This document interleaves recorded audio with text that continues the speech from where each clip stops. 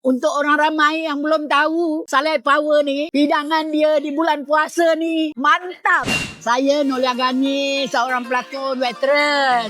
Kalau dulu popular dengan nama Joya dalam serial Opa. Mungkin orang lama-lama kenal lah kan dengan nama tu. Saya dah pernah datang sini, tapi masa tu siap. Untuk orang ramai yang belum tahu Salai Power ni, hidangan dia di bulan puasa ni mantap. Ada pemandangan dan tempatnya meriah. Macam kita rasa macam dah hari raya.